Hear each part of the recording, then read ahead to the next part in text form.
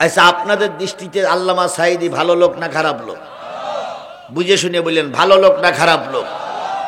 এই ভালো লোকটার বিরুদ্ধে একজন লোক মামলা দিয়েছিলেন, তিনি একজন পীর সাহেব, নাম হইল নজিবুল বাশার মাঝ ভান্ডারী। উনি গত পরশুদিন পটল তুলেছে। পটল তোলা বোঝেন? আচ্ছা, এইটা পটল তোলা বলে কেন আমি কিছু বুঝি না। এটা মরে গেছে এই কথা বলবো, তা পটল তোলা এই কথা বলে। যাই হোক, ওর একটা শব্দ আছে, মানে ওর বাংলা একটা কি একটা ব্যাখ্যা আছে বা হ্যাঁ ভাবধারা আছে। এখন উনি কি হয়েছে, মারা গেছে। এখন উনি মারা যাওয়াতে আপনারা খুশি না বেজার? আমি মোটেও খুশি না, আমি মোটেও খুশি না। কেন খুশি না? ও ওভাবে মারা গেলে তো চলবে না। আল্লামা সাঈদী 13 বছর জেলখানায় ছিল, আর ও হঠাৎ করে মরে যাবে, এটা আমরা মেনে নিতে পারি না। আল্লাহ যে মারিছে এটা তো ঠিকই আছে রে ভাই। আল্লাহ তো রে মারিছে, এটা তো ঠিকই আছে, কিন্তু মন যে মানে না। আচ্ছা বলুন তো, আল্লামা সাঈদী মারা গেছে, এখন আপনি যদি বলেন যে আল্লামা সাঈদীর আল্লাহ তুলে নিয়েছে, এ কথা কি মেনে নেওয়া যাবে? জোরে বলেন, মেনে নেওয়া যাবে? আল্লামা সাঈদী মারা গেছে ঠিকই, কিন্তু এদের পরিকল্পনার কারণে ইনজেকশন দিয়েই মারা হয়েছে। সুতরাং ওরে যেমন ইনজেকশন দিয়ে মারা হলো, এই আল্লামা সাঈদী মারার ব্যাপারে যত ষড়যন্ত্র ছিল, তার ভিতরে সবচেয়ে বড় ষড়যন্ত্রকারী ছিল এই নজিবুল বাশার। সুতরাং আমি চিন্তা করেছিলাম যে সরকার পরিবর্তন হবে, আদালত বসবে, আদালতের বিচার হবে, বিচারের পরে ওর রায় প্রকাশ্য দিবালোকে কোটি কোটি মানুষের সামনে ওর বিচারের রায় কার্যকর করা হবে। সেদিন হয় লোক জুতাইয়ে মারবে, নাই লোক থুতু দিয়ে মারবে, নাই লোক হাত কেটে নেবে, পা কেটে নেবে। এভাবে মারলেও মনের দুঃখ কখনো দূর হতো না। কালকে ইবলিস শয়তান মারা গেছে সংবাদ শোনার পরে আমার পাশে একজন বলতেছে ইন্না লিল্লাহ। চুপ কর, ওর জন্য ইন্না লিল্লাহ বললিও গোনা। ইন্না লিল্লাহ মানে কি বলেন তো? ইন্না লিল্লাহি, নিশ্চয়ই আমরা কার জন্য? আল্লাহর জন্য। ওয়া ইন্না ইলাইহি, নিশ্চয়ই আমরা সবাই কার কাছে ফিরে যাব? আল্লাহর কাছে ফিরে যাব। তাহলে ওর জন্য এই দোয়া করা যাবে? ওর জন্য এই দোয়া করা যাবে? তবে একটা জিনিস বলা যাবে, ইন্না লিল্লাহি dot dot dot dot dot dot dot dot dot dot রাজিউন।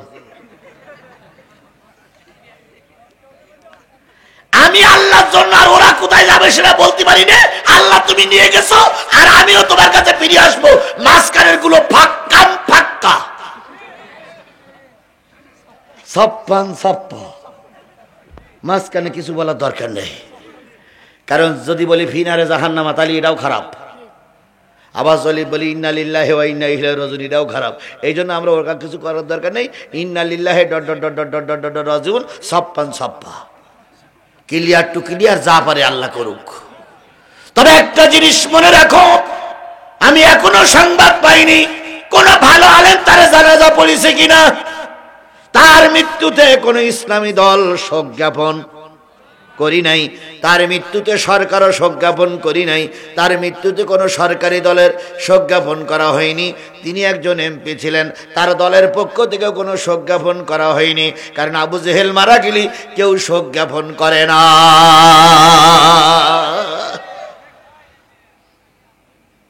এইবার যারা ওর পক্ষে দুই একজন আছো, আর আওয়ামী লীগের পক্ষে দুই একজন আছে, এবার ভালো করে শোনো। গ্রামে এক মুরব্বী ছিল, বয়স তার 80 বছর। কত বছর? 80 বছর। এই মুরব্বী এত অহংকারী যে রাস্তা দিয়ে ঘুরতে আর বলতো, আমার চাইতে জ্ঞানী লোক, আমার চাইতে জানা লোক, আমার চাইতে সম্মানিত লোক, আমার চাইতে ধনী লোক, আমার চাইতে বড় লোক এই গ্রামে আর কেউ নাই। অহংকারে নিজেকে শুধু ভুলে ভুলে বলতো, আমার ভয় কেনা না করে, আমার ভয় কেনা না করে, আমার ভয়।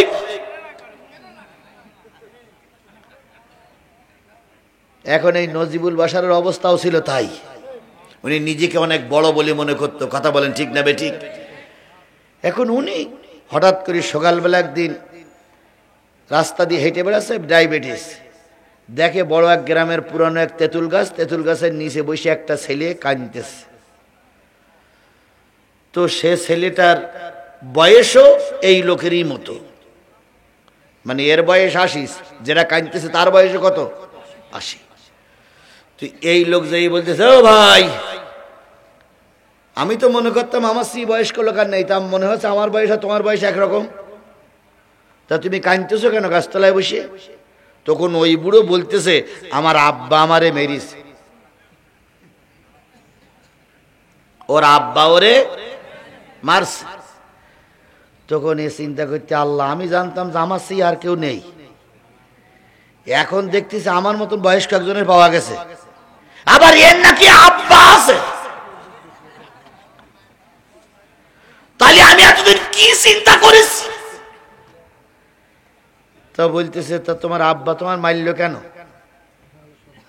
তো বলছে, তা আমি জানি না। তো চলো তোর আব্বার কাছে যাই। যেই বলতেছে, মুরব্বী, আপনার এই বয়স্ক ছেলেটার মারলেন কেন? কয়, তুই অভু কেডা? কয়, আমি এই গ্রামের মোড়ল। তা মারলেন কেন? যদি মারবো না, সকালবেলা ওঠার পরে ও দাদা ভাত খেয়েছে, খাওয়ার পরে বললাম তো দাদার একটু পান বেটে দে, তো পান না বেটে ওই ফিল্ডিং মেরে বেড়াচ্ছে, তোর মারবো না তো কি করবো, শুভ খাবো। এ তখন বলতে, আল্লাহ, এর আবার দাদাও আছে।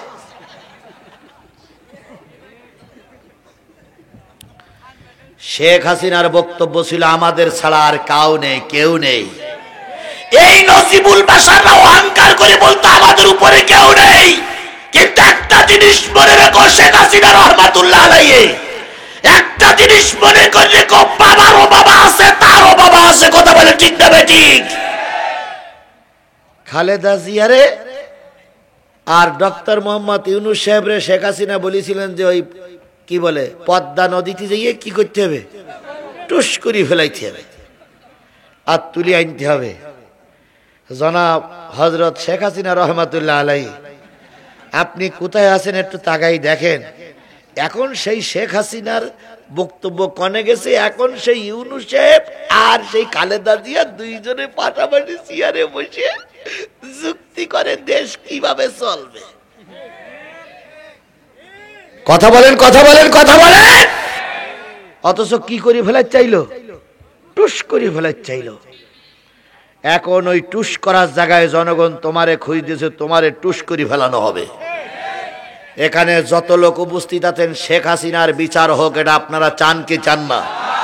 কারা কারা শেখ হাসিনার বিচার চান একটু হাত তুলে দেখান তো। শেখ হাসিনার বিচার, আরেকটু জোরে বলেন আমিন, আরো জোরে আমিন। আমার বন্ধুগণ, আমি আপনাদের সামনে সূরা বাকারার প্রথম দিকের কয়েকটা আয়াত তেলাওয়াত করেছি।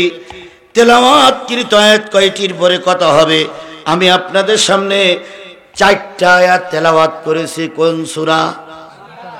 আরো জোরে বলেন। বাকারা মানে কি? গাভী। কোরআন শরীফের সবচেয়ে বড় সূরা, 286 আয়াত।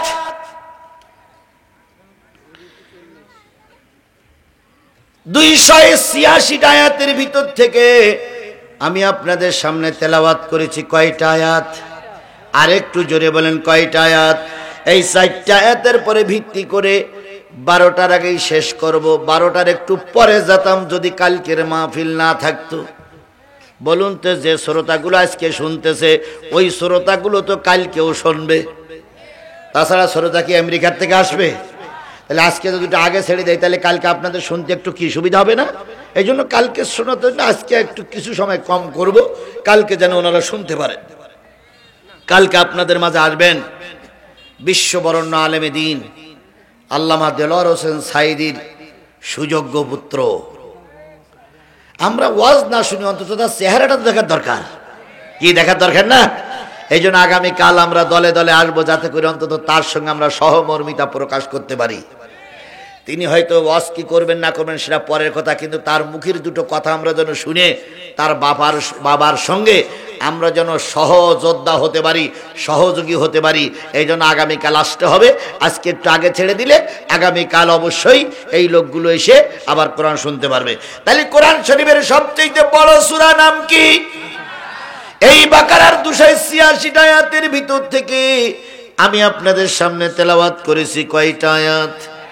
4টা। আল্লাহ বলতেছেন আলিফ লাম মিম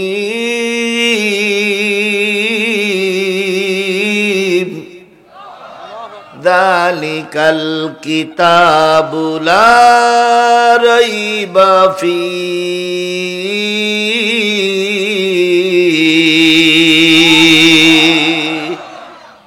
এই সেই কিতাব যে কিতাবের ভিতরে কোনো সন্দেহ, আরেকটু জোরে বলেন, যে কিতাবের ভিতরে কোনো সন্দেহ। বলুন তো যে কিতাব আমাদের কাছে আছে এই কিতাবের ভিতরে কোনো সন্দেহ আছে? কোনো সন্দেহ ছিল? পৃথিবীর সবাই যদি একজোট হয় কিতাবের ভিতরে কোনো সন্দেহ বের করতে পারবে না, কারণ এই কিতাব নাজিল করেছেন আমার রব। সেই রবে এই কিতাবের দায়িত্ব নিয়ে বসে আছে। তাওরাত, জব্বুর, ইনজিল 3টে আসমানি কিতাব ছিল। সেই 3টে কিতাব এখন আছে না? সেই 3টে কিতাব এখন আছে না রদ বদল হয়ে গেছে? জোরে বলেন কি হয়েছে? রদ বদল হয়েছে। কিন্তু এমন একটা কিতাব আমাদের কাছে আছে যেই কিতাবে কোনো রদ বদল। আমাদের বাংলাদেশের ইমাম সাহেবেরা সূরা ফাতিহা পড়ে যেরকম ভারতের ইমাম সাহেবেরা সূরা ফাতিহা পড়ে, সেই রকম ভারতের ইমাম সাহেবেরা সূরা ফাতিহা পড়ে যেমন চায়নার ইমাম সাহেবেরা সূরা ফাতিহা পড়ে তেমন। চায়নার সূরা ফাতিহা যেমন পড়ে আমেরিকার ইমাম সাহেবেরা একই সূরা পড়ে। আমেরিকা, বাংলাদেশ, চায়না, ভারত সবাই যে কায়দায় সূরা ফাতিহা পড়ে, সৌদিতে সেই কায়দায় সূরা ফাতিহা পড়া হয়। পৃথিবীর সব জায়গার কোরআন কি এক এক এক। কারণ হলো পৃথিবীর মালিক কয়জন? একজন। একজন হলে একরকমই থাকবে। আমাদের এরশাদ সাহেব যখন ক্ষমতায় ছিল তখন উনি বলেছিল যে এইভাবে দেশে শান্তি আনা যাবে না, প্রতিটা থানাকে কি বানাইতে হবে? উপজেলা বানাইতে হবে এবং ওখানে কোর্ট বানাইতে হবে। কি আমাদের উপজেলায় কোর্ট হয়েছিল না ভাই? আপনারা যারা পুরাতন লোক আছে তারা বুঝবেন, যারা ছেলেবিলিয়েরা তো বুঝবে না। কোর্ট হয়েছিল না? কোর্ট হইল। এরপরে যখন উনি চলে গেলেন, বিদায় হয়ে গেলেন, জনগণ যখন ওনাকে বিদায় করে দিল তখন বলল এই উপজেলা এখন উপজেলা হয়ে গেছে। এত বিচারপতি, এত কোর্ট কাছারি, এত খরচ খরচা দে পারতেছি না, এই জন্য উপজেলাগুলো কি হয়ে গেল? উপজেলা। ওগুলো বন্ধ হয়ে গেল। এরপরে তারা বলেছিল উপজেলা থাকবে না।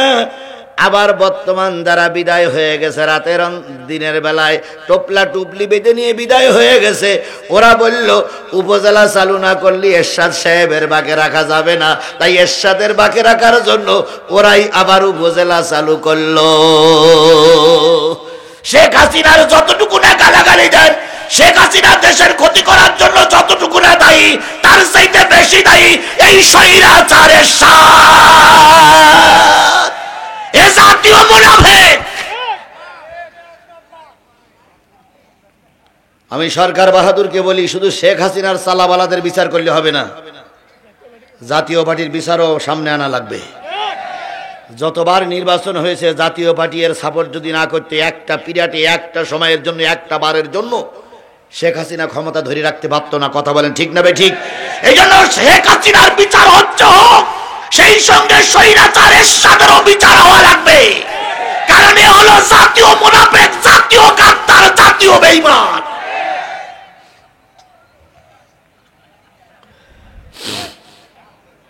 কথা কি বোঝেন? আমার কথা কি বোঝেন? আমার কথা বোঝেন? আমার আজকে বলেছে হুজুর রাজনীতি কম করবেন, এই জন্য একটু কম করে করবো, আজকে আর বেশি করবো না। আরে ভাই, কে কি বলল আর কে কোথায় গেল, ওতে জিহাদির কিচ্ছু যায় আসে না। সেদিন জিহাদির বিরুদ্ধে অনেক কিছু বলা হয়েছিল। সেদিন জিহাদি যে লাইনে ছিল আজও সেই লাইনে আছে। আল্লাহ জাতিকে সঠিক পথে কবুল করুক। আপনি চুরি করেছেন, আপনার চোর বললি সমস্যা কোথায়? আপনি ডাকাত করেছেন, আপনার ডাকাত বললি সমস্যা কোথায়? যদি আপনার ডাকাত বললি লজ্জা করে, তাহলে ডাকাত করতে যান না, তখন লজ্জা করে না? আপনাদের এখন বললি লজ্জা করে। দেশের সম্পদগুলো সব লুটে পুটে খাইছেন আপনারা। একটা মন্ত্রীর নামে 1300 বাড়ি। কয়টা? 1300 না 13টা না 1300। সাওয়ালের নামে, বোন নামে, বৌমার নামে, শাশুড়ির নামে, শ্বশুরের নামে, দেবরের নামে, দুলাভাইয়ের নামে, মেয়ের নামে, ছেলের নামে, বুড়ির নামে, কুকুরের নামে।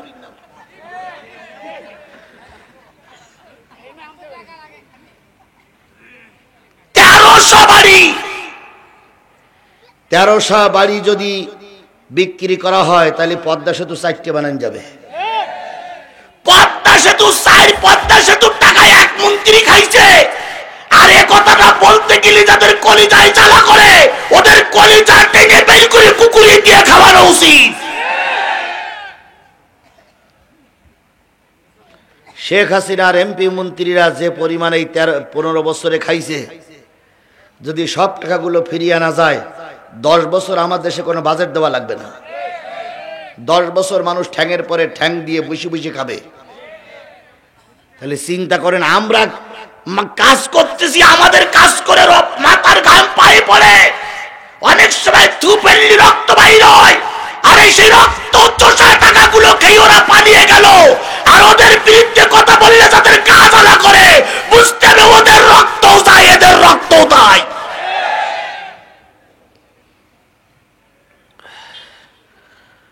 কথা বলতেই হবে। তুমি বলবা না, আমি বলবো না, তা বলবে কি জিবরাইল ফেরেশতা? জিবরাইল ফেরেশতার অত দায় পড়িনি। জিবরাইল ফেরেশতা গিয়ে সে রাজনীতি করবে। কথা বলেন ঠিক না বেঠিক?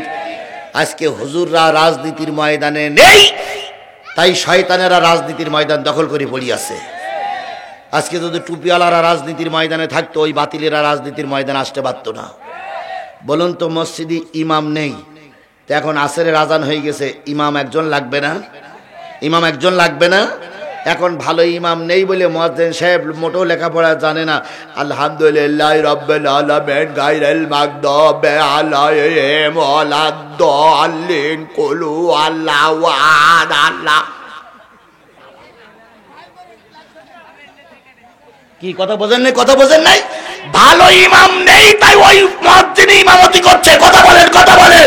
যদি ভালো ইমাম থাকতো, ওই কলু আল্লাহু আহাদ লোকের ইমামতি করতে দেওয়া হতো না।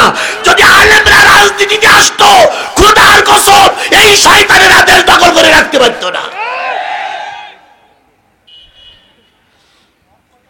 সলে বলে কলে কৌশলে আলেমদেরকে দূরে রাখার পায়তারা চলছে। 13 বছরে দেখলাম অনেক দোকান লুট হলো। 13 বছরে দেখলাম অনেক দোকান ভাঙচুর হলো। এখনো কারা করতেছে আল্লাহ ভালো জানে। কেউ বলতে জামাতের লোক করতেছে, কেউ বলতেছে বিএনপির লোক করতেছে। যদি সেই ভাঙচুর চলে, যদি সেই গরিবের মাল আত্মসাৎ করা হয়, যদি সেই চাঁদাবাজি চলে, যদি সেই দোকান লুট হয়, যদি সেই পরের সম্পদ নিজের পকেটে ঢুকানো হয়, তাহলে ওদের তাড়ানোর কি দরকার ছিল? আমাদের চাইতে ওরাই তো ভালো ছিল।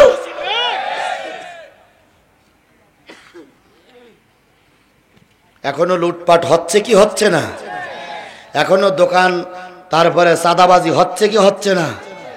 ডাক্তার মোহাম্মদ ইউনূসকে বলে, যারা চাঁদা তুলতেছে তাদের ধরো, হাত কেটে নাও।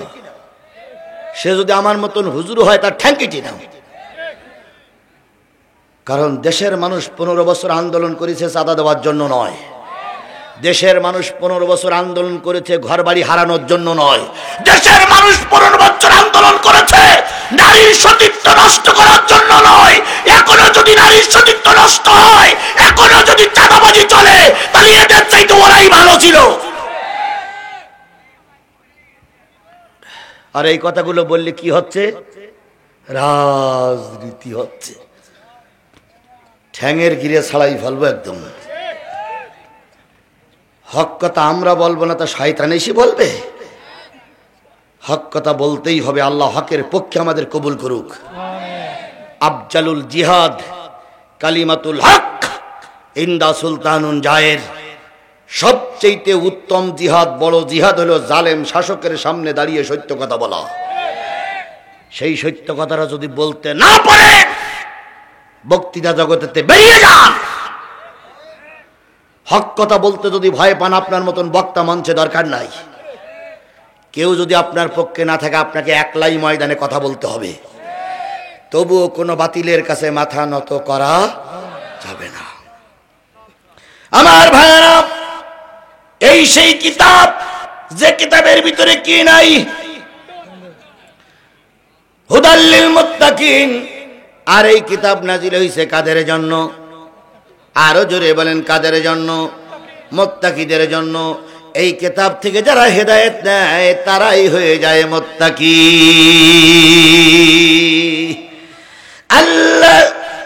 আল্লাযীনা ইউমিনুনা বিল গায়ব।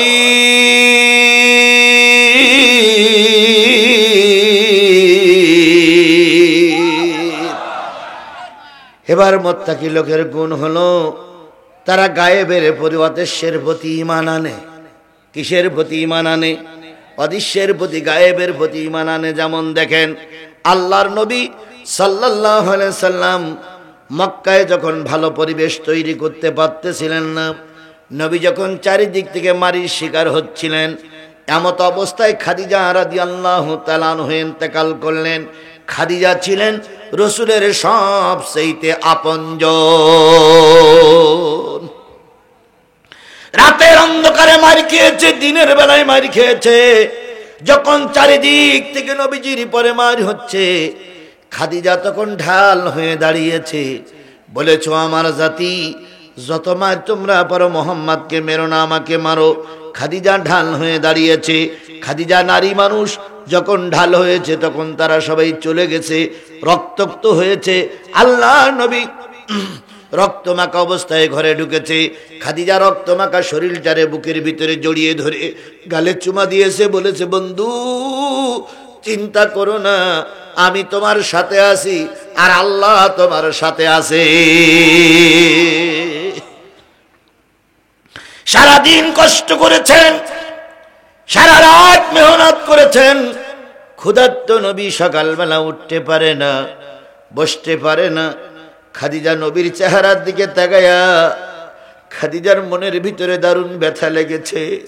খাদিজা নবীকে সবাই রেখে নিজের বান্ধবী যারা বেঁচে ছিল তাদের কাছে যেয়ে বলেছে, বোন, আমার স্বামী 3 দিন পর্যন্ত কিছু না খেয়ে আছে, যদি কিছু খেজুর আর পানি দাও তাহলে আমার স্বামী খেয়ে বাঁচবে। বোনের কাছ থেকে, ভাইয়ের কাছ থেকে, ব্যবসায়ী সাথীদের বন্ধুদের কাছ থেকে খাদিজা কি বলে হাদিয়া তোহফা নিয়ে নিয়ে নবীরে খাওয়াইছে। এই খাদিজা হঠাৎ করে যখন মারা গেলেন, আল্লাহর নবী তখন বড় কষ্টের ভিতরে পড়ে গেলেন। নবীর খাদিজাকে কবর দেওয়ার পর খাদিজার কবরের পাশে আল্লাহর নবী চুপচাপ বসে আছে। নবী ডাইনেও যায় না, বামও যায় না, পিছনেও যায় না, সামনেও যায় না। সাহাবী আজমাইন গুন বলেন, ইয়া রাসূলুল্লাহ, খাদিজার বিয়োগ বেদনায় আপনি যদি এত ভেঙে পড়েন, আমরা কার মুখের দিকে তাকায় থাকবো? নবীজি বললেন, সাহাবীরা চলে যাও, আমি আমার খাদিজার কাছে ঋণী। কি ঋণ করেছে খাদিজার কাছে? আপনি কি ঋণী? কায়েমে খাদিজার কাছে 3টা ওয়াদা করেছে। 1 নম্বর ওয়াদা, আমার গায়ের জামাটা দিয়ে খাদিজার কাফনের কাপড় বানাই দিতে হবে। আমি আমার গায়ের কাপড় দিয়ে খাদিজার কাফনের কাপড় বানিয়ে দিয়েছি। 2 নম্বর দাবি, খাদিজার কবরে একটু গড়াগড়ি খাইতে হবে, আমি সেটাও করেছি। 3 নম্বর, খাদিজা বলেছেন, ইয়া রাসূলুল্লাহ, জীবনের 40টা বছর ছিলাম রামপন্থী বামপন্থীদের দলে। আপনার সঙ্গে বিয়ে করার আগে 2 জায়গায় না 3 জায়গায় আমার বিয়ে হয়েছিল। কত মুশরিকের সঙ্গে আমি সময় দিয়েছি। ও আমার নবী, মুশরিক ছিল আমার স্বামী, ও আমার নবী, এখন আপনার সংসারে এসেছি, না জানি আল্লাহ আমাকে মাফ করবে কিনা। তাই মুনকার নকিরের সওয়াল জবাব হয়তো আমি দিতে পারবো না। তাই আমার মৃত্যুর পর আপনি আমার কবরের পাশে বসে থাকবেন, যতক্ষণ সওয়াল জবাব শেষ না হয় ততক্ষণ আপনি আমাকে একা একা ফেলে বাড়ি যাবেন না। সাহাবীরা চলে যাও, আমি আমার খাদিজার প্রশ্নের জবাব দিয়ে আসি। এবার রাসূল যখন কবরের পাশে বসে আছেন, আল্লাহ বললেন, হাবিব ঘরে ফিরে যাও। ইয়া আল্লাহ, আমি আমার খাদিজার কাছে ওয়াদাবদ্ধ, খাদিজার প্রশ্নের উত্তর আমাকে দিতে হবে। আল্লাহ ডাক দিয়ে বলেন, হাবিব বাড়ি যাও। খাদিজার কবরে মুনকার নকির যাবে না। মুনকার নকিরের প্রশ্নের উত্তর আমি আল্লাহ নিজেই দিয়ে দিয়েছি।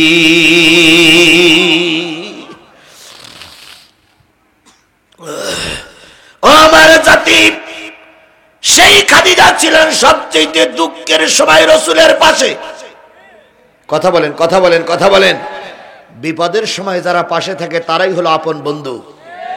আমি যে জায়গায় মাহফিল করতে এসেছি, এই সময় এই এলাকার লোকগুলো ছিল বিপদের সময় আমার বন্ধু। কথা বলেন, কথা বলেন, কথা বলেন। এরাই আমার বিপদের সময় বন্ধু ছিল, নতুবা সেদিন আমার অনেক বিপদ হয়ে যেত। সেদিন এরাই আমার পাশে থেকে অনেক বিপদ উদ্ধার করার জন্য চেষ্টা করেছে। কথা বলেন ঠিক না বেঠিক? টাকা কম হোক আর বেশি হোক, লোক কম হোক আর বেশি হোক, ওটা জানার বিষয় নয়। জানার বিষয় বিপদের সময় কে তোমার পাশে ছিল।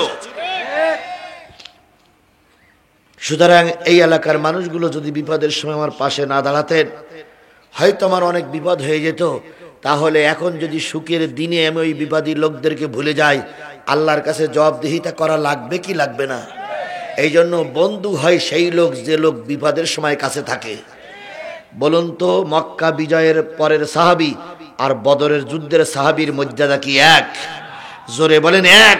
ওই 313 জন বদরের সাহাবীর মর্যাদা আর মক্কা বিজয়ের পরে লক্ষ লক্ষ সাহাবীর মর্যাদা এক নয়। বিগত 15.5 বছর যারা আমরা একসঙ্গে ছিলাম আর এখন যারা নতুন এসেছে, এদের সঙ্গে এই আগের লোকদের কোনো মিল তাল হবে না। আমার নবী সাল্লাল্লাহু আলাইহি সাল্লাম খাদিজার কবর দিয়ে বড় ভেঙে পড়লেন। কয়েকদিন পরে শোনা গেল আবু তালেব নাই, আবু তালেবে মারা গেছে। আবু তালেব আলীর এক পাশে রাখতেন, নবীর আর এক পাশে রাখতেন। আলীর এক পাশে রাখতেন, নবীর আর এক পাশে রাখতেন। দুইজনকে সবাই ঘুম পড়াই দিয়ে সারা রাত আবু তালেব তরবারি নিয়ে বাড়ির সামনে দাঁড়ায় থাকতেন, না জানি কেউ নবীকে খুন করে ফেলে কিনা। সেই নবীর সবচেয়ে বড় আপনজন আবু তালেব, তিনিও বিদায় হয়ে গেলেন। নবীজির ডান হাত চলে গেল, নবীজির বাম হাত চলে গেল। তার মানে বড় বড় দুইজন সাথী চলে গেলেন। নবী যখন একটু ভেঙে পড়লেন, আল্লাহ বললেন, হাবিব তোমার মুখ মলিন আমি সহ্য করতে পারি না, তোমার মুখটা অন্ধকার আমি সহ্য করতে পারি না, তোমার ব্যথায় তোমার চোখ দিয়ে পানি ঝরে এটা আমি দেখতে পারি না। হাবিব চলে এসো, আমি আল্লাহ তোমার সঙ্গে মেরাজ করতে চাই। কি করতে চাই? আরো জোরে বলেন, কি করতে চাই? মেরাজ করতে চাই। নির্দিষ্ট দিনে আল্লাহ নবী মেরাজে গেলেন। কার সঙ্গে দেখা করার জন্য? আল্লাহর সঙ্গে দেখা হলো, কথোপকথন হলো, ফিরে এসেছেন নবী। সকালবেলা কাফেররা যখন মক্কার চত্বরে জটলা করতেছেন, নবী বললেন, ও আমার ভাইয়েরা, গতকাল রাত্রি আমি মেরাজে গিয়েছিলাম। আবু জেহেল বলতে, মেরাজ সে আবার কি? আল্লাহ আমারে ডেকে নিয়ে তার খাস কামরায় বসাইয়ে গল্প করেছে, সুখ দুঃখের কথা শুনেছে, আমাকে সান্ত্বনা দিয়েছে। আমার পরে কয় ওয়াক্ত নামাজ ফরজ হয়েছে? 5 ওয়াক্ত নামাজ ফরজ হয়েছে, এই হইছে সেই হইছে। তা আবু জেহেল বলতে, কতক্ষণ ছিলে সেখানে? কয় তাহাজ্জুদের উজু করার জন্য পানি নিয়ে উজু করতে বসেছি, জিব্রাইল এসেছি, চলে গেছে, সব কাজ দেখে এসে দেখেছি তাহাজ্জুদের উজু করা পানি এখনো শুকুইনি, সে পানি এখনো সেইভাবে রয়ে গেছে। আবু জেহেল বলতেছে, এতদিন জানতাম তুমি হাফ পাগল, আর আজকের থেকে জানলাম তুমি ফুল পাগল। এটা আবু জেহেলের কথা। কথা বলেন ঠিক না বেঠিক? তারা কেউ বিশ্বাস করলো না। গায়েবের পরে ঈমান আনতে পরে কথা বলতে তারা কেউ বিশ্বাস করলো না। কিছুক্ষণ পরে আবু বকরের সঙ্গে দেখা। আবু বকরকে আবু জেহেল বলতেছে, কথা বললি তো শুনবা না, অন্ধ ভক্ত। জিহাদির এত দোষ আছে, অত দোষ আছে, বললি তো শোনো না, তোমরা তো জিহাদির অন্ধ ভক্ত। এরকম কিছু জিহাদির ভক্ত লোক আছে না ভাই? এখানেও আছে, এ উপরে আছে, নিচেও আছে। আমি স্বীকার করি, অস্বীকার করি না। তোমরা তো জিহাদির অন্ধ ভক্ত, তোমরা তো ভালো মন্দ কিছু বোঝো না। তুমি তো নবীর অন্ধ ভক্ত, তুমি তো ভালো মন্দ কিছু বোঝো না।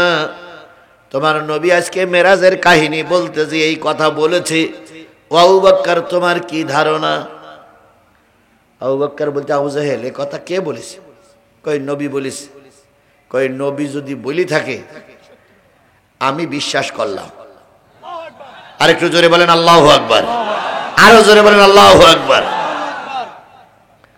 আবু জেহেল বলতেছে, তো তুমি আমার কথা শুনে বিশ্বাস করলে? কই নেতা, রসুল যখন সুখের দিন ছিল তখন মিথ্যা কথা বলিনি, আর রসুলের এখন চারিদিকে আধার নেমে এসেছে, এখন তো রসুল মিথ্যা কথা বলতেই পারে না। সুতরাং রসুলের মুখের কথা তুমি যদি শুনে থাকো, রসুল যদি নিজে কানে নিজে মুখ দিয়ে বলে থাকে, আমি এই কথা বিশ্বাস করলাম, মেরাজ হক। সুবহানাল্লাহ। এর নাম হলো না জেনে বিশ্বাস করা। এর নাম কি? না জেনে বিশ্বাস করা। এরপরে নবীজির কাছে আসার পরে বলতেছি, ইয়া রাসূলুল্লাহ, আমি আপনার মেরাজ সত্য বলে ঘোষণা দিলাম। নবীজি বলতে, আমি তো এখনো কিছু বলিনি তোমার সঙ্গে। কইছি, ইয়া রাসূলুল্লাহ, বলা লাগবে না, পথে লোক বলা বলি করছে, ওটাই শুনেছি, আর আমি তারপরে বিশ্বাস করেছি। হুজুর সাল্লাল্লাহু আলাইহি সাল্লাম বললেন, আবু বকর, এতদিন ছিলে তুমি আবু বকর, আজকের থেকে তুমি হলে সিদ্দিক। আবু বকরের নামের শেষে টাইটেল আসলো আবু বকর কি? সিদ্দিক। আলিমুল গায়বি ওয়াশ শাহাদাতি হুয়ার রহমানুর রহিম। তিনি এমন একজন আল্লাহ যিনি গায়েবের সংবাদও রাখেন, প্রকাশ্যের সংবাদও। গায়েবের সংবাদও রাখে, প্রকাশ্যের সংবাদও রাখে। বলুন তো, আল্লাহ বুঝি গায়েবের সংবাদ রাখে? আল্লাহ বুঝি প্রকাশ্যের সংবাদ রাখে? গায়েবের সংবাদ বুঝি আল্লাহ রাখে না? রাখে, রাখে, বিশ্বাস করুন, রাখে। আমার ভাইয়েরা, টাইম কত হয়েছে? জি, আমি তো শোনেন, আমি তো চালানির পক্ষে ভাই। সবাই যখন না চালানের পক্ষে ছিল, আমি তখন চালানের পক্ষে ছিলাম। এই শাহজাহানপুরীর অনেক মানুষ মাহফিল করে করার সাহস পেত না। আমি বলতাম, শুধু তোদের দায়িত্ব আমার মঞ্চ পর্যন্ত তুলে দিবি, আমার মঞ্চ পর্যন্ত তুলে দিয়ে তোরা কে কি বলবি, তারপরে যা করতে আমি একা একাই করবো। এ কথাটাকে আমি নতুন বলতেছি, আমার ভাই নিজেই সাক্ষী। আমি বলতাম যে শুধু আমাকে তুলে দেন, দয়া করে মাহফিলটা নষ্ট করেন না, আমাকে তুলে দেন। ওনারা তখন কাঁদতেন আর বলতেন, হুজুর আপনারা যদি ধরে নিয়ে যায়, আপনারা যদি গুলি করে মারে। আমি তখন বলতাম যে আমার সামনে আল্লাহ আছে, আর হাজারো জনতা আমার সামনে আছে, ওরা আমাকে নিয়ে যেতে পারবে না। সেই বিপদের দিনে আমরা কথা বলেছি না বলিনি? আজকেও কথা বলবো না তা নয়, কিন্তু এমনি শীত, লোক একটু কম, তারপরে আগামীকাল আবার বড় বড় অতিথিরা আসবে, তাদের জন্য একটু সুযোগ দিতে হবে না ভাই? এই জন্য আমার যদি আজকের যদি কিছু বাদ থাকে, শাহজাহানপুর মাদ্রাসায় আমার এখনো মাহফিল ধরা আছে, ফুলতলা মাদ্রাসায়। সেখানে যদি সব আজকে বলে দেই, তাহলে সেখানে কি বলবো? এক লোক চেয়ারম্যানকে ভোটে দাঁড়াইছে আমাদের গ্রামে, এই মুরব্বি,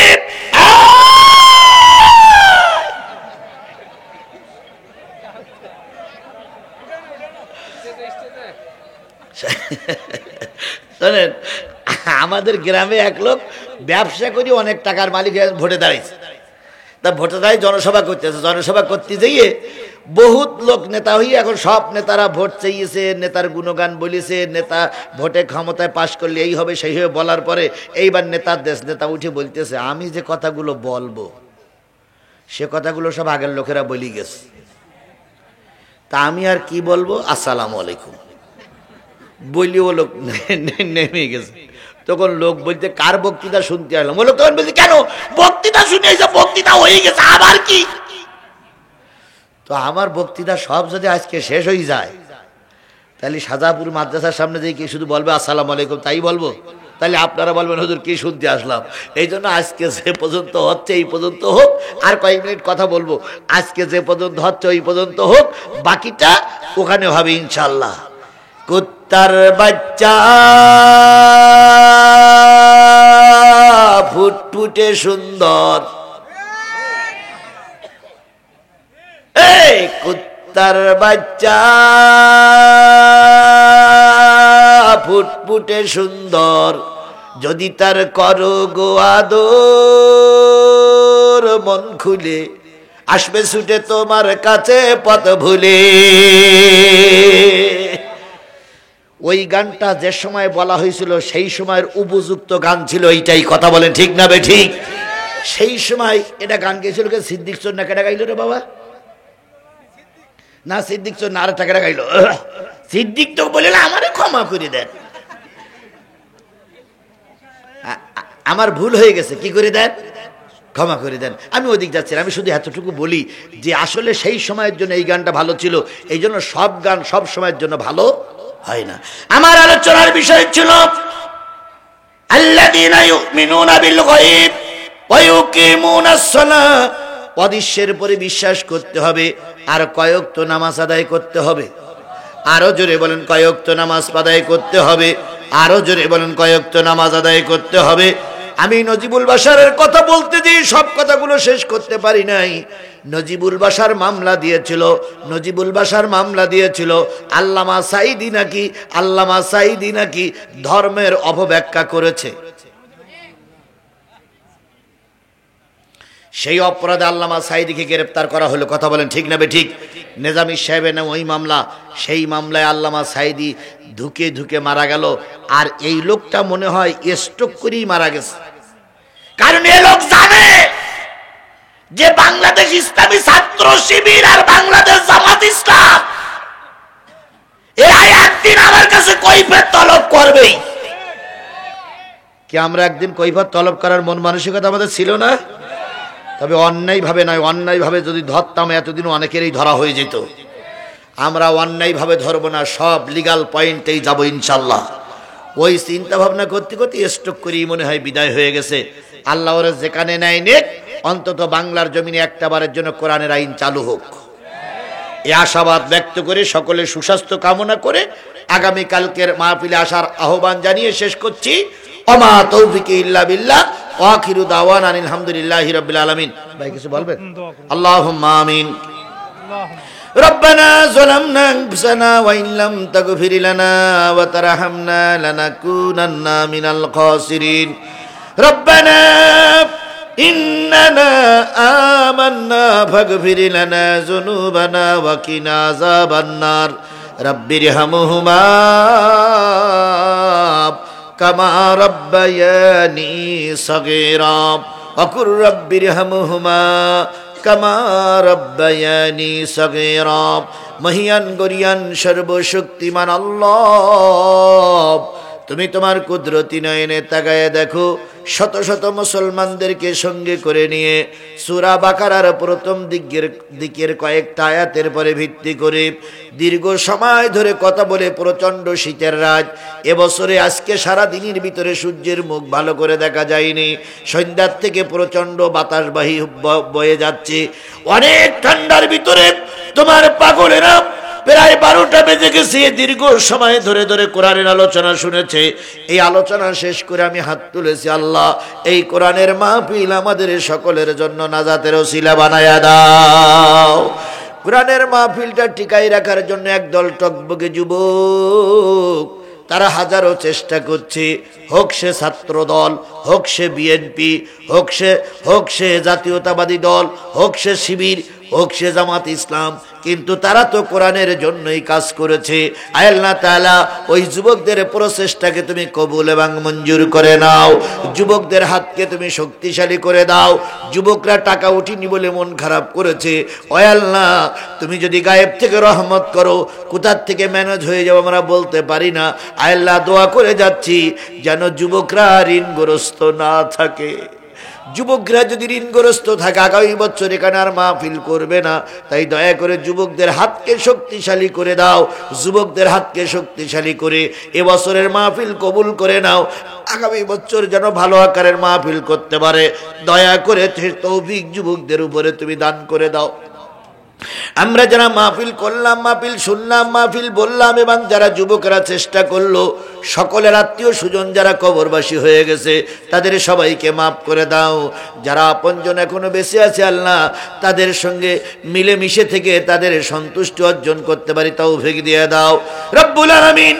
যে যেখান থেকে মাহফিল শুনতে এসেছে সুস্থভাবে বাড়ি ফিরে যাওয়ার তৌফিক দিয়ে দাও। আল্লাহ তাআলা এই মাহফিলের অতিথিদেরকে তুমি কবুল করে নাও। আল্লাহ এই মাহফিলের আয়োজকদের কবুল করে নাও।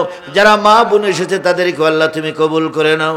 মাবুদ, আর যদি কোনো দিন এই এলাকার কোনো মাহফিলে আমার আসার সুযোগ না হয়, কিয়ামতের দিন সব ভাইদের সঙ্গে তুমি আমার জান্নাতের একটা টিকিট দিয়ে দিও বাবুদ।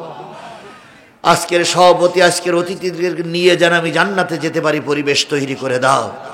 তোমার দোস্তের খাতিরে দয়া করে, মায়া করে, অনুগ্রহ করে আমাদের দোয়াগুলো কবুল করে নাও। আল্লাহ যতদিন বেঁচে আছি কোরআনের ছায়াতলে থাকা তৌফিক দাও। দয়া করে যারা বিদেশে আছে তাদেরকে তুমি সুস্থ রেখে দাও। দেশের ঐক্য, দেশের সার্বভৌম, দেশের স্বাধীনতা বজায় রাখার জন্য জামাত, বিএনপি সহ দেশপ্রেমিক 18 কোটি মানুষকে ঐক্য থাকার তৌফিক দিয়ে দাও। তোমার নবীর খাতিরে আমাদের দোয়াগুলো কবুল করে নাও। সুবহান রাব্বিকা রাব্বিল ইজ্জাতি আম্মা ইয়াসিফুন ওয়া সালামুন আলাল মুরসালিন ওয়ালহামদুলিল্লাহি রাব্বিল আলামিন। আসসালামু আলাইকুম।